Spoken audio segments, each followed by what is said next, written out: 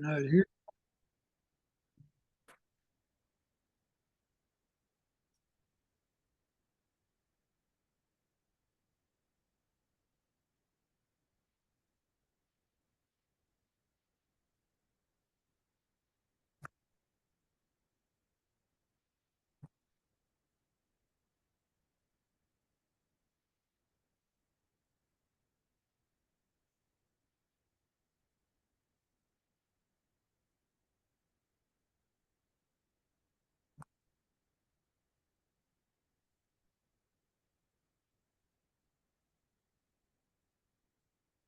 I came out to speak to you guys, and then we'll head downstairs. We have some food downstairs, groceries for you guys to take home, and wrap up the program. Is that cool with everybody? Awesome, awesome. Okay, so first and foremost, we're going to open it up. I'm gonna ask Pastor Jacobson if you would like to come up and do prayer and reflection, and then afterwards, I'm going to introduce the reason for us meeting today. We'll have some guest speakers come up, some basic led information given out. Guest speakers come up, as well as parent testimonials, and then legal action. Brittany from legal action will come up and speak, and then we'll take questions and kind of wrap up. Okay. All right. Let's pray. Give you thanks, O God, for this day, the brightness of the day.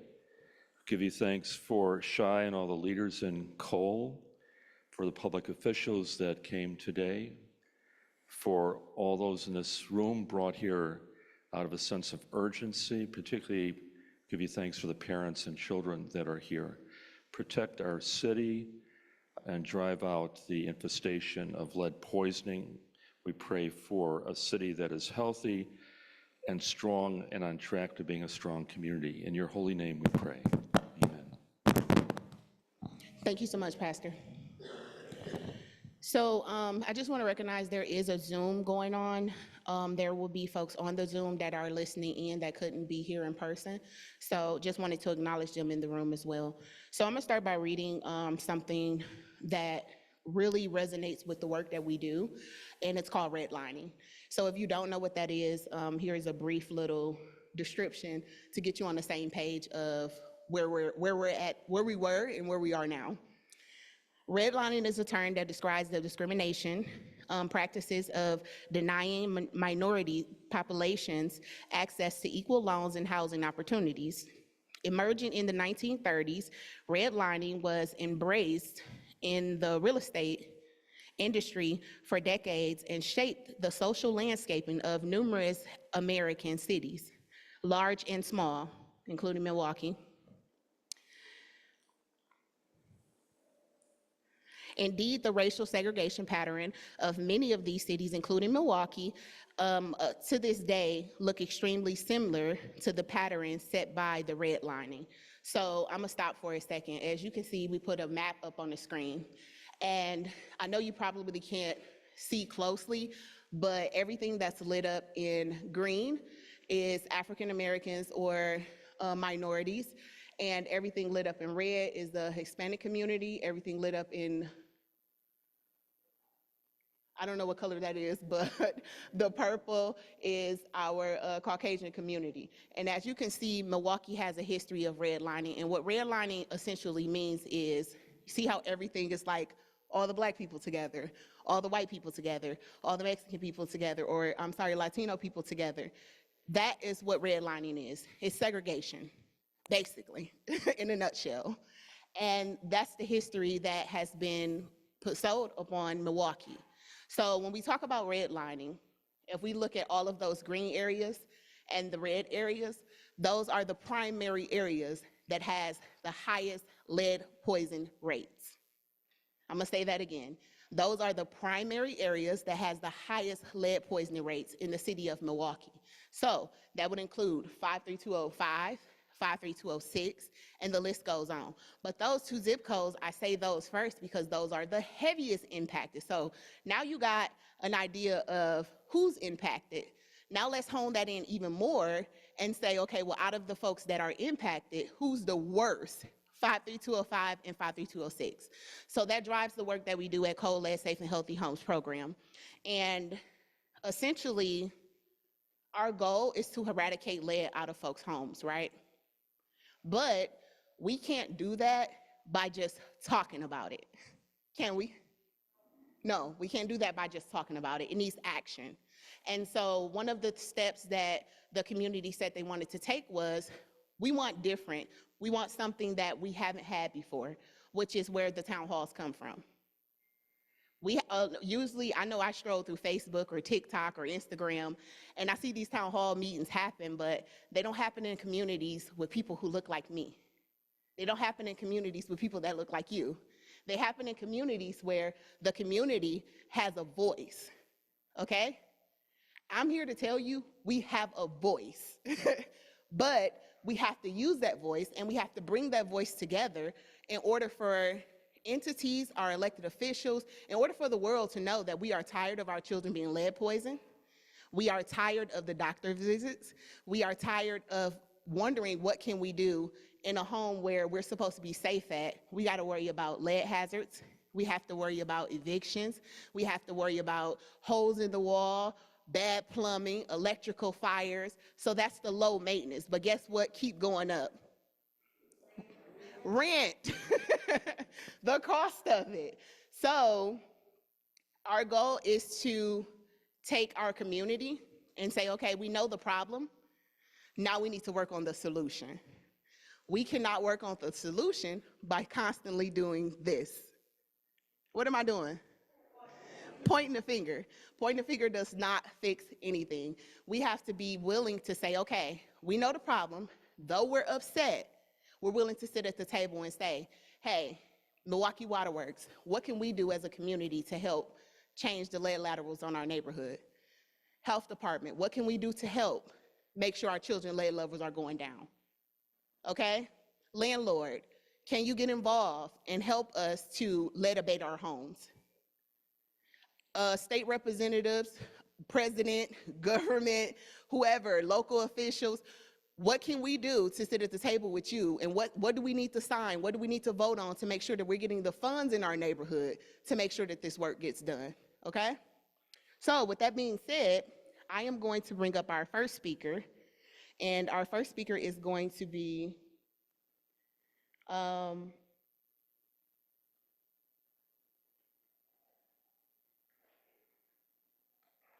sorry, give me 1 second.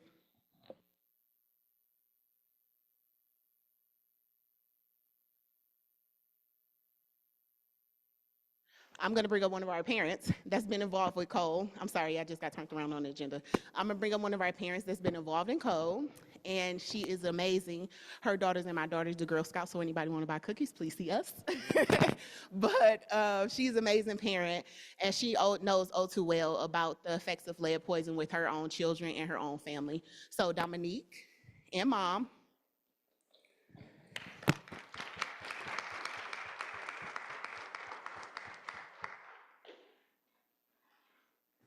Come on up here too. You part of this. Hello, my name is Dominique Tompkins. I'm gonna give a testimony on how lead affected me, but not only just me, but my kids too. I have a 10-year-old, a 6-year-old, and a 1-year-old, and all three of their lead has been high. So my first daughter, she have autism. So during the process of her having lead, she started going to school at the age of 3. So when she started school at the age of 3, before she started school, they did a lot of testing. She did not stand up to the standards to go to a regular school. So I'm like, okay, what do we do? They was like, we're gonna put her in a special ed class. So now she undergoes IEP meetings, and I was told when she turned 21, she must remain into high school. So like, since the lead had been in her system, like her behavioral problems had like really like escalated. We deal with like problems on top of problems with her having autism, with the lead being in her system. We started to see dramatic changes. So now my daughter, my 6-year-old, she have lead. The first time she was tested, it was high. They was like, we gotta do a vein check. They did the vein check, it came back, it was high. So then I'm like, okay, what do we need to do? So I'm like, okay, this is crazy. That's the second child. a third child got tested. Her lead was high also. So with the first child, I told the landlord she had lead. The landlord got in her car and pulled off on us. I'm like, I got the letter from the state, she had lead. The landlord basically told me she didn't care. So along down the line, we want to move, we want to get out of her house because we noticed they didn't want to take actions for what they was accountable for. We was faced with an eviction. So during the eviction process, we begged and begged and begged to give us time to get another place to stay, and they didn't want to do that. That was with my first two kids. And we ended up going in the dead of winter, getting evicted, put out our house. The sheriffs came, they had movers outside, and instantly I barred myself, me and my family in the house, because I'm like, we're not going nowhere. You've been taking our rent. So I'm like, okay, we not going nowhere. They got their way in, and when they got their way in, I was faced with panic, anxiety, depression. They disrespected her. And like I said, it was the dead of winter. My kids didn't have on no clothes. We had to go to a neighbor's house. We had no place to go. We was faced with being homeless. So then, like now, the house we live in now, we worked with our landlord, but we pay $1,400 a month, and we stay in 53210. That zip code is another zip code that's faced with lead. So my 1-year-old got tested. Her lead was high. And I'm like, why is her lead so high? But I realized when I was running out of store water, I was giving her water from out of my faucet. And which you can't boil water because the lead would still be in it. I'm like, okay, now that's why she could possibly be high for lead. So, like, it's when they a certain age, they supposed to get tested a certain amount of time for lead, but now they trying to make it where any lead level that's high enough is not safe for any kid. So, for that being said, even with the case with the schools, there's a school out here that the kid been tested positive for lead. Now they looking at the school. It's not just the homes. It's the school they looking at too now. So that's why I was like, okay, when I was asked to be talking to y'all, I'm like, okay, because when I was a child, I had lead. And when I was a child, my lead was so high, they had to give me medication for it.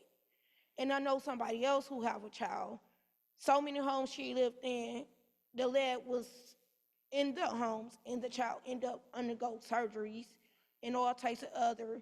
And with lead, it could damage your child mind. My child, my 10-year-old, even though she goes to school, she goes through so much, she could have an outburst in a split second. Like last meeting we had at Girl Scouts, she walked off from the table, and it was like, Tiana, you being rude. Even though the adult was talking to her, in her mindset, she didn't hear nobody talking to her. It's like they wasn't there talking to her at all. So with kids and having lead, if you don't get it dealt with sooner, it will overpower your child's mind. And you be like, why my child acting like this?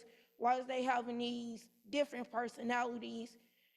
It's just like your child is not there. This child that you know is a good student in school, goes to school, wiles out, the teacher constantly calling, and you like, you there to deal with this child. It's been numerous of times they pulled her out the class and they have to put her with a buddy system because they can't work with her, but she know who to work with and who not to work with.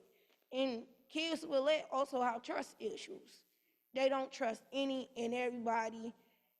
Even if you close to them, sometimes they will act like, hey, you harming me, but they not being harmed.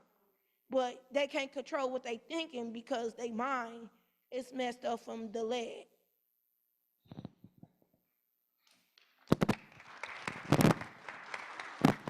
I went through a lot of problems with her, the same thing.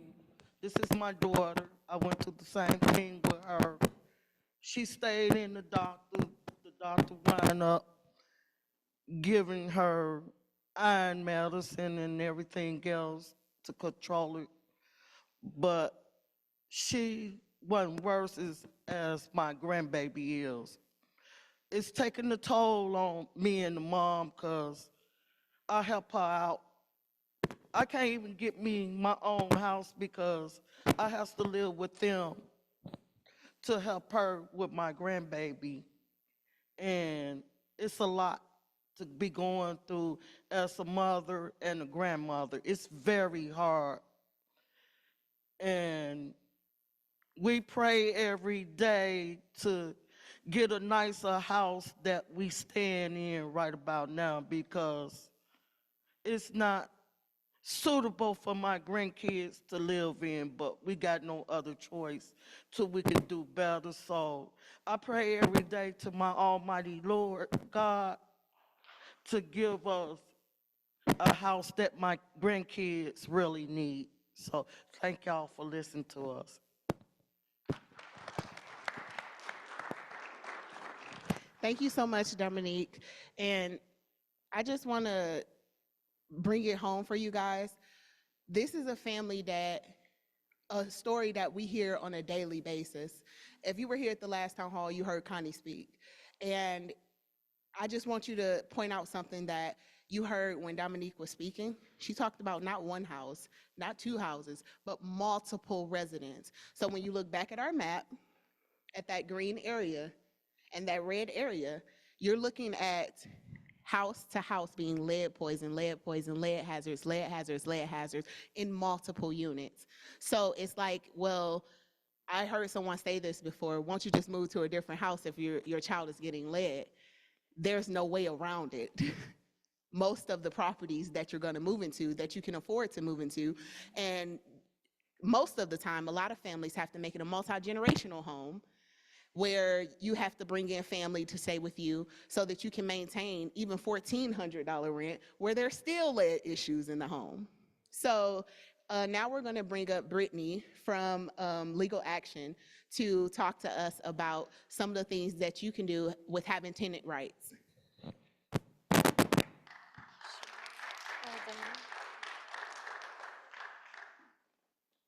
Good afternoon, everyone. My name is Brittany Shanick. I'm a staff attorney at Legal Action of Wisconsin. I've been working for 8 years in Milwaukee representing tenants. And I'm here today to talk a little bit about what rights do tenants have to ensure safe housing. I'm going to preface this by saying what your rights are only as good as how you're able to enforce them and who knows about them. And so what I'm going to go over will be what your rights are, but it's important to also know who's responsible for enforcing them. I do have an outline for folks. I think, oh, wonderful. They're passing it out. There's a lot of information here, but I want to make sure that you have something to take away with you, and you don't feel like you need to write down everything as I'm talking. I've represented hundreds of tenants, and I've heard so many stories. Like Dominique, thank you for sharing your story. It's so impactful and meaningful. The stories that I hear are in a silo. I have to maintain confidentiality with my clients. But being in spaces like this, where people can share their stories and recognize commonality, is so important because it's not an individual failure, it's a systemic failure. And hopefully by understanding a little bit more about your rights, we can push back against those systems. First and foremost, it's important to know what your duties are as a tenant and as a landlord. So as a tenant, your duties are to keep the rental unit sanitary. Any minor repairs, changing a light bulb, that's your responsibility as a tenant. But the landlord has the duty to keep the premises in a reasonable state of repair. If they've given you AC, if they've given you heat, plumbing, that is their job to make sure that it's in a working order. And that also includes structural repairs. So if there's paint peeling, the landlord needs to keep that in a reasonable state of repair, needs to make sure that the paint is not peeling, and also complying with local housing code. Now, if any of these things aren't done, if your landlord has stopped making those repairs and the condition affects your safety, substantially affects your health or safety, or affects your use of the premise, let's say your toilet no longer works, you have the right to vacate or break your lease and not be held liable for any rent owed. But to Shai's point earlier, where are you going to go? That's really critical. And Milwaukee is one of the most competitive rental markets in the country. It's even more competitive than Manhattan. So this idea that, well, why doesn't the tenant just leave, is such a misconception, especially in Milwaukee. You do have that right, but a lot of times it's difficult to find other housing, if not impossible. I want to just talk really quickly about some retaliation protections. A lot of tenants are worried, and rightfully so, about what their landlord will do if they make complaints to the building inspector, if they make complaints to the health department, even if they make complaints to their landlord about doing repairs. There are state statutes that protect a tenant from retaliation or raising your rent. But again, it comes down to enforcement. And a lot of times it can be, if your landlord files an eviction against you, it's your responsibility to prove that it was retaliation. And that can come down to keeping good documentation about who knew what when. What does your landlord know about what it needed to be done, and when? And then what was the response? A lot of times I see people will have a DNS order to correct, a building inspection order, and their landlord will turn around and give them a 5-day notice 5 days later. And that is retaliation, absolutely. A lot of times landlords, there's also local city ordinance against retaliation, where if you have a DNS order, it's presumed that any attempt to evict you or raise rent or reduce services is in retaliation. And the DNS, the Department of Neighborhood Services, can issue a retaliation citation against the landlord for up to $2,000. But again, it's important that you keep documentation about what rent you paid, when, and if you abated rent, which we'll get to in a little bit, how much you paid and why.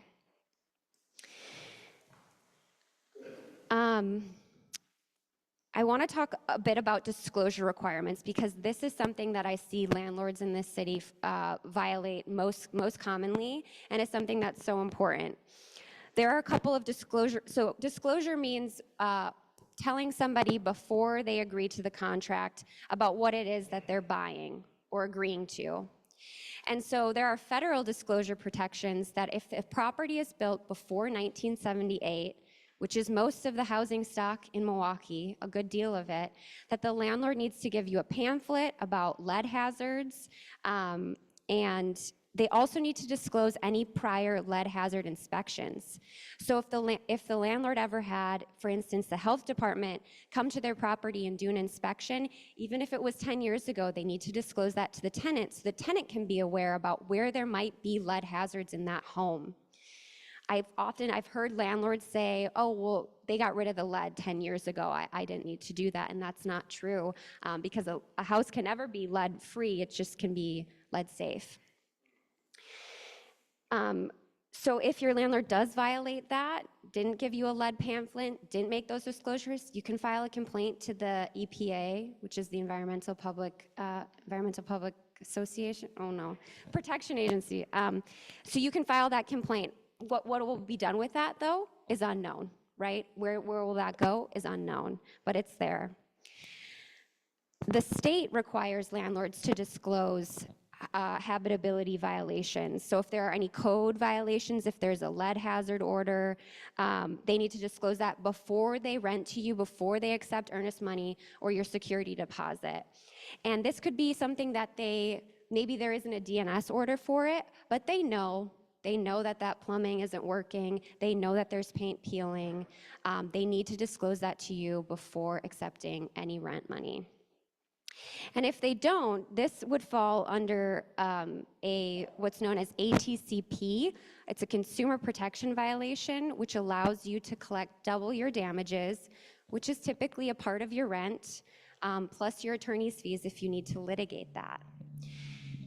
Now, I want to talk a little bit too about rent abatement. So if your landlord doesn't make the repairs, what can be done. You can vacate, you can go find another house. You're not responsible for the rent, but you can also abate your rent. And abating your rent is essentially a contract principle. It's, I gave you X dollars for this property. This property is no longer what was promised to me or what was implied to me. I'm no longer going to give you what we originally talked about because it's defective. And it's a partial rent credit when the landlord won't fix a repair or condition at the property, which they're responsible for, and which affects your health or safety, or affects your occupancy of the unit.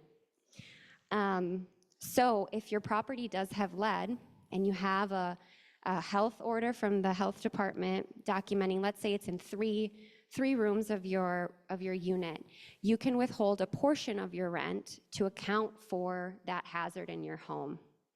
Now it's risky because the landlord can file an eviction, and now it comes down to you being able to prove that the landlord knew about this, that you paid the correct amount of rent, which is often up for a judge to decide. And so it's a risky option for tenants, but I think it's an important option because it really holds a landlord accountable. A lot of landlords that are negligent and that are, maybe out of state, out of county, all they see is dollar signs for their property. They don't see the people. They don't see the impact. They see a dollar amount on their spreadsheets. And so to say, this is what this is worth from a monetary perspective and that you have the legal right to do this can really grab their attention. You'll want to make sure, though, that any damage to the property is not your fault. Don't hold your rent in full.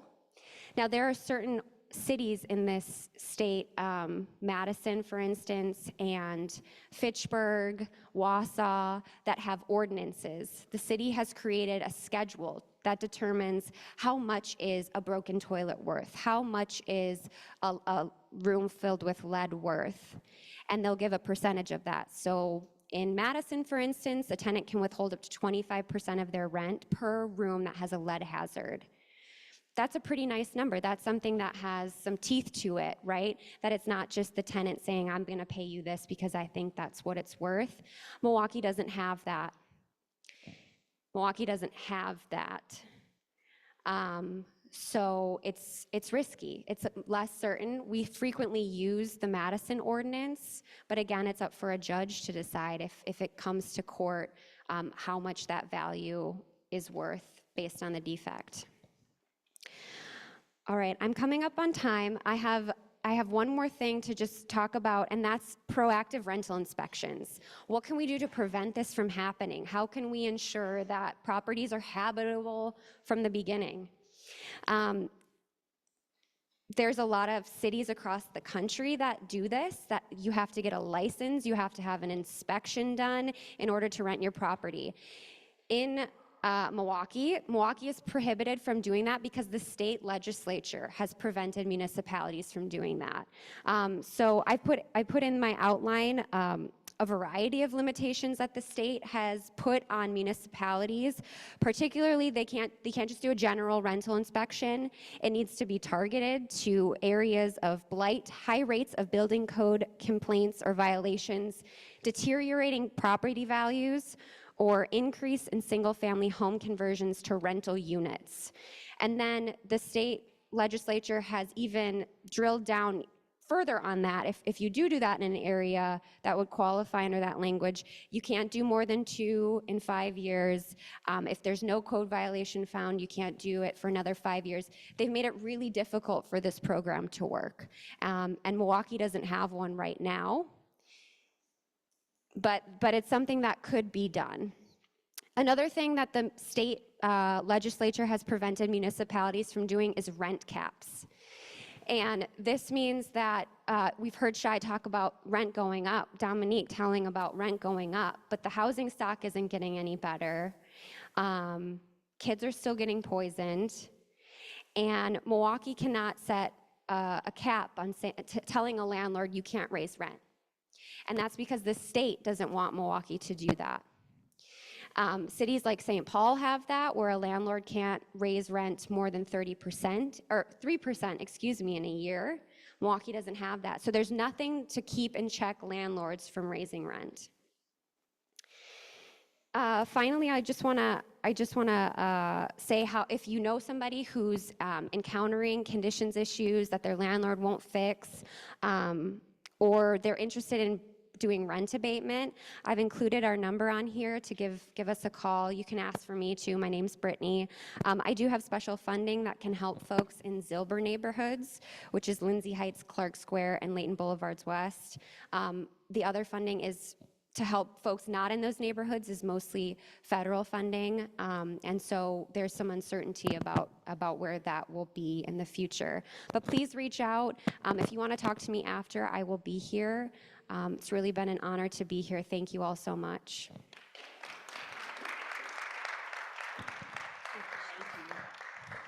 Thank you so much, Brittany. So I just want to say real quick to kind of bring it home from my perspective for you guys. If you're going through any of these things that Brittany just spoke about and you have the pamphlets, everybody have those, keep those. Those are important. Look over those. But also, this is an important thing about Cole. We call you guys to come to a lot of stuff that we have. Come speak, come be a part of this, but you also use Cole. Don't go into these fights alone, okay? All of you should have my phone number.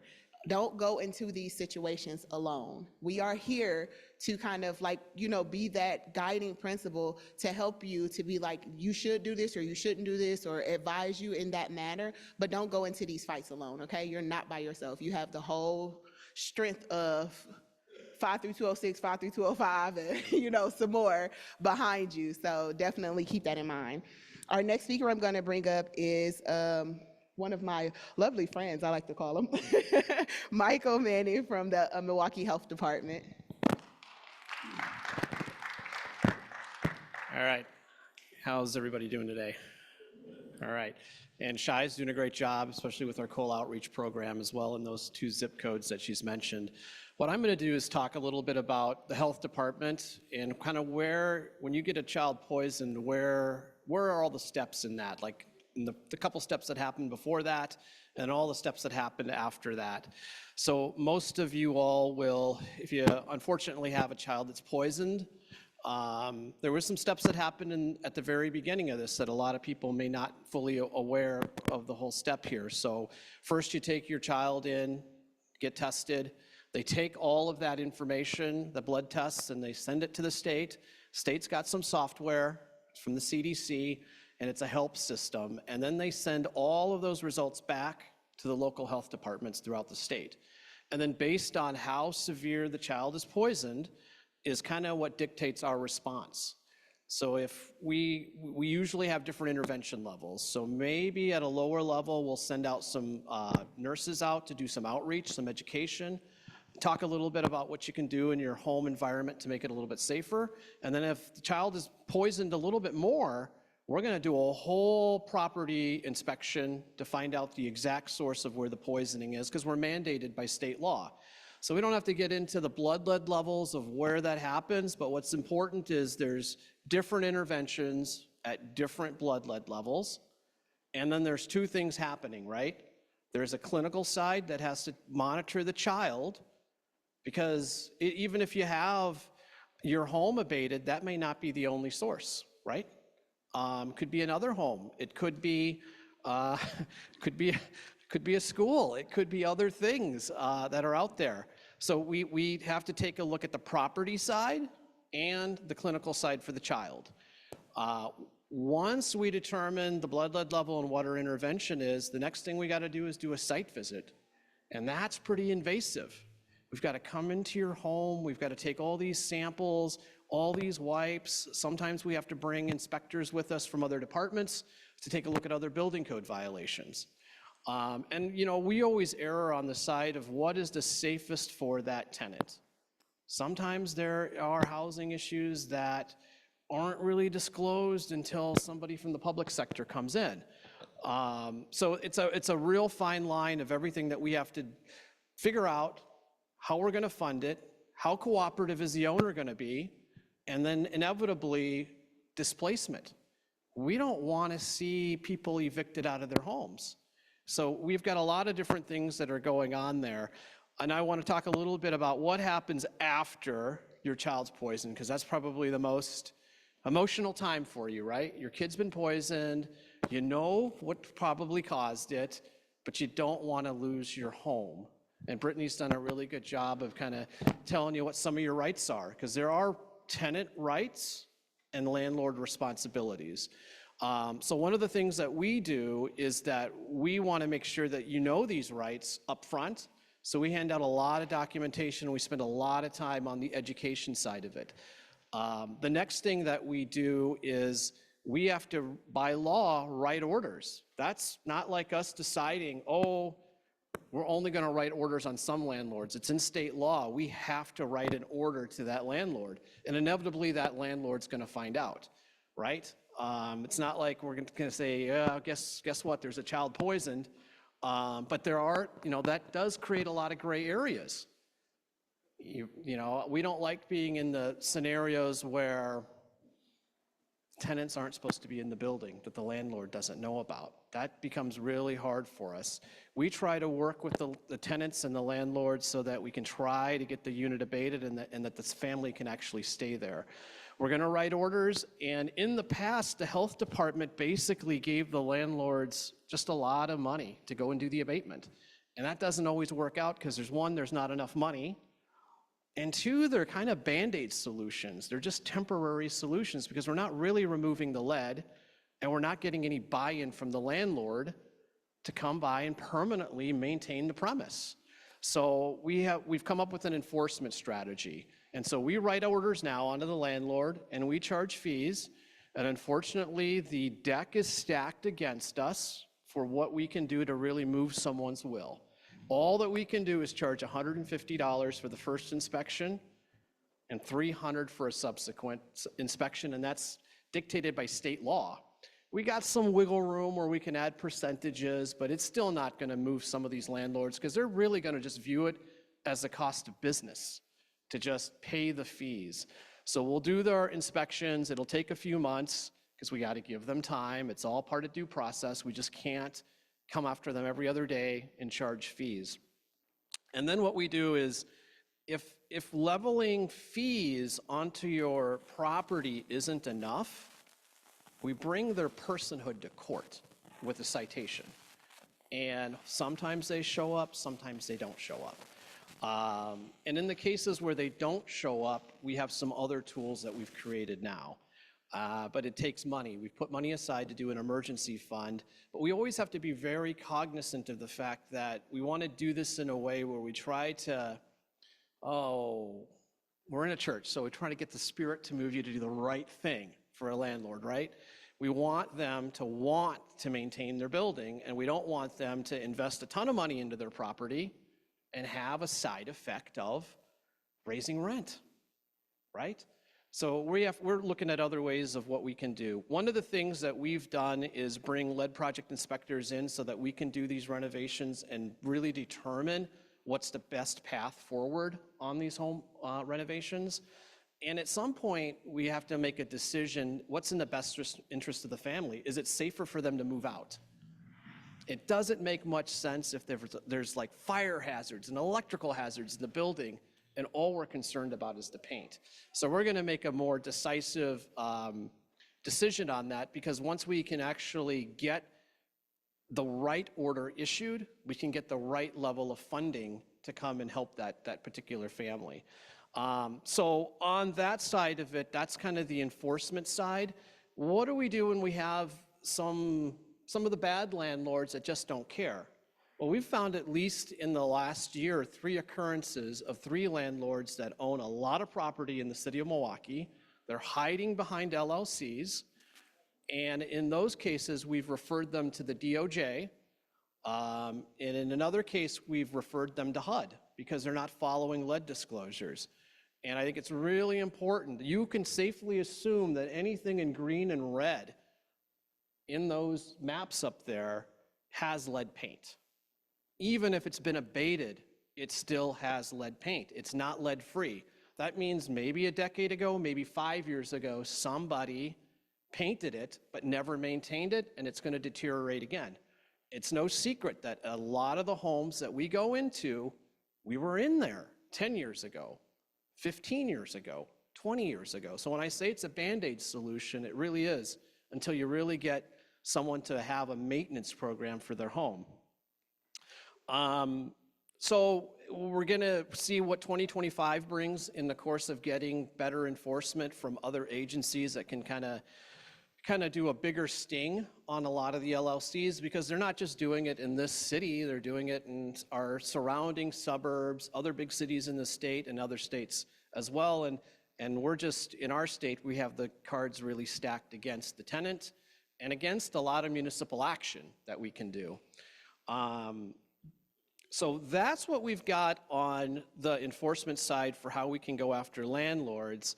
The other thing I want to talk about is the resources that we have available.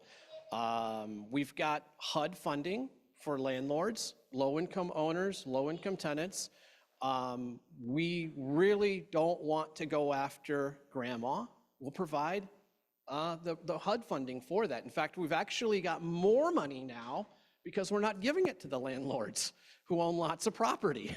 So that's a good thing. And quite honestly, in the last year, we've gotten more private sector abatement happening than we've ever had before. So we've got one pot of money that is for HUD, and we hope that continues. And the other pot of money that we have is emergency funding, because we know that there's a lot of different scenarios and a lot of families might have a deceased owner or something like that. So we put $2 million aside to just handle particular issues where they just don't qualify for funding, but it's the right thing to do. And then the last set of money we have is for our ARPA funding, and that goes till 2026. And that funding there is really going to help for all those lower interventions so they don't become further poisonings by statutory levels.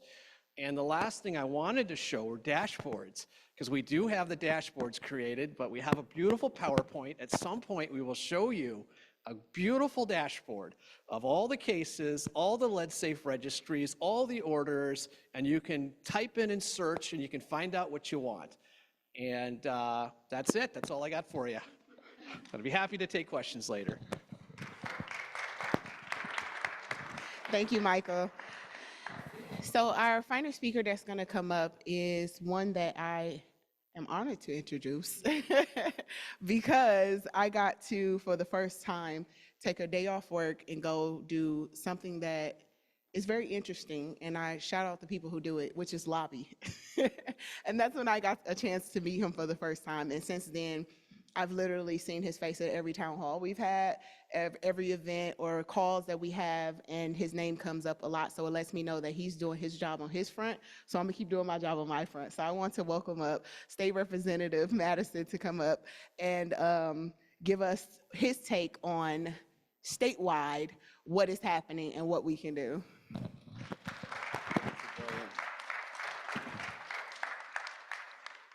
Awesome. First off, I want to acknowledge my colleagues who are also in the space. Russell Goodwin Jr., if you want to raise your hand. And Margaret Arney.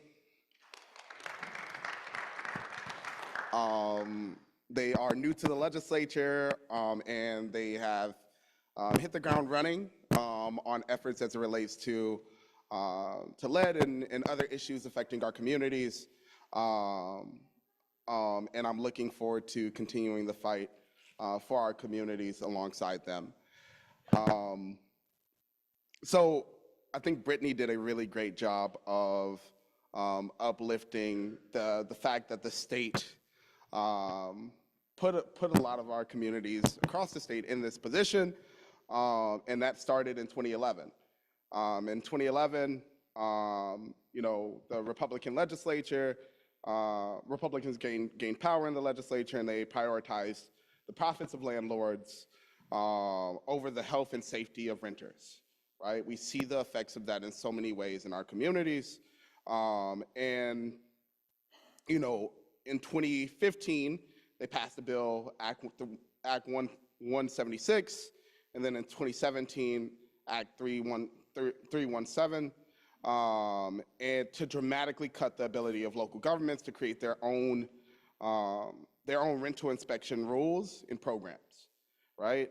The Milwaukee Department of Neighborhood Services, DNS, used to have a highly targeted inspection program, but this legislation made it so that they can, they are running on shoestrings, and they can't be as effective in holding landlords accountable to the issues affecting our communities. As a result, right, who paid the price? We did, right? We as renters, being consistently put at risk. I'm still a renter. I live in an apartment that has issues with lead. I was raised in 53206. I've dealt with, I have dealt with lead poisoning in my childhood, and so on. And that risk extends across generations. So when I came into the legislature, I had a bunch of conversations with Cole alongside other folks, and I introduced a very simple bill, AB 708, alongside State Senator Chris Larson and State Senator Kelda Royce, to repeal the state preemption on rental inspections. The impacts, right, of this bill would allow Milwaukee and every local government to revamp their inspection programs, and in some places create new programs that have never existed before. This would dramatically increase Milwaukee's ability to inspect for lead in homes, and it would also allow Milwaukee to increase the rate in which they charge for inspections, right? Because we know, again, if we're charging, $150, $300 for inspections, that's just a small portion of rent for folks who have hundreds of properties, right?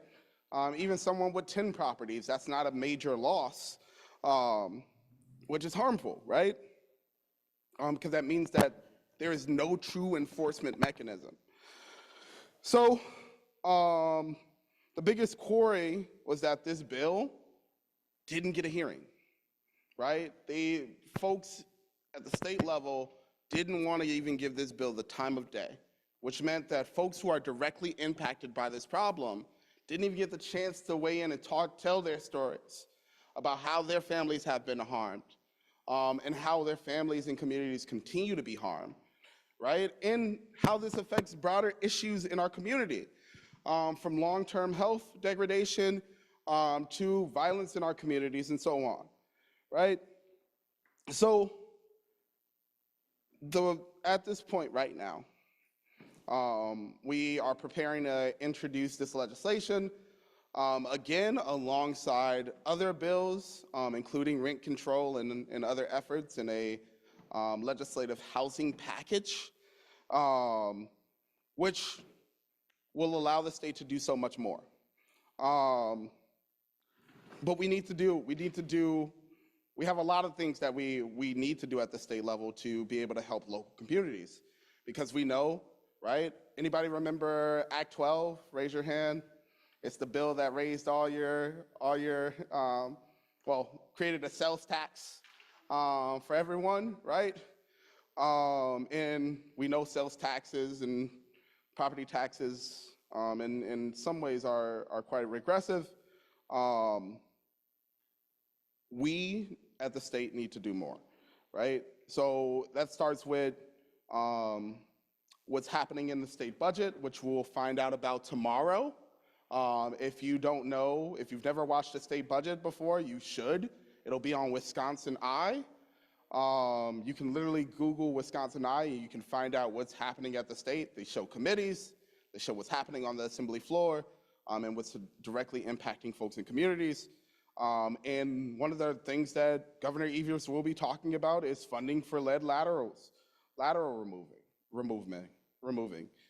In the state of Wisconsin, we know we should be doing everything possible to fund the removal of lead laterals and lead from homes as quickly as possible, right? Our state is currently has a $4 billion surplus, and this is exactly the time to be making making this investment in public safety and health. And we must spend that money on this issue. Alongside that, to create a stronger pathway for litigation as it relates to environmental degradation in our state. I've been working with my colleagues on a constitutional green amendment, which would codify in our state constitution the rights to clean air, clean water, in a healthy environment. We know that not only are we dealing with water quality issues in the state of Wisconsin, we're dealing with air quality issues, specifically in southeastern Wisconsin, and likely around the state because there aren't many ways in which we're testing air quality alongside other environmental issues. It's time that we take real action to protect our communities and future generations. And that starts with getting folks to support the legislation that I've mentioned earlier, the housing package that will guarantee more rights for renters in a landscape where folks are genuinely trying to deregulate housing in many ways.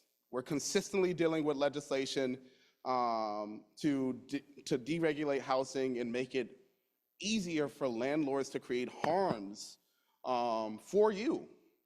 And it's critical that we all take action to ensure that never happens. Those bills don't pass, and that we restore rights for renters to be able to take action against those who directly harm them. I'll continue to be showing up in space alongside everyone in this room. And if you guys have questions for me later, feel free to ask them. Thank you. Thank you so much.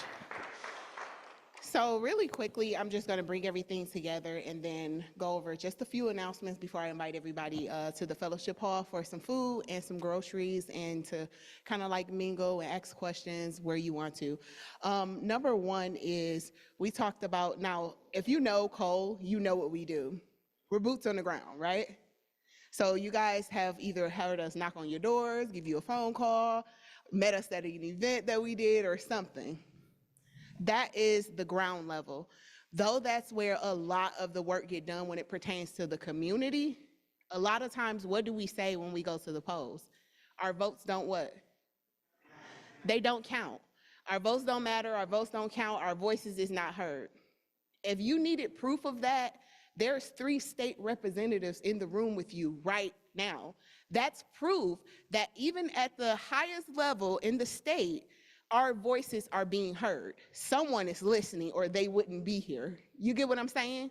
So going forward, I would like to see, and this is the ask that I have. Normally we have a takeaway or ask for our entities that come, the health department, Milwaukee Water Works, or our state representative.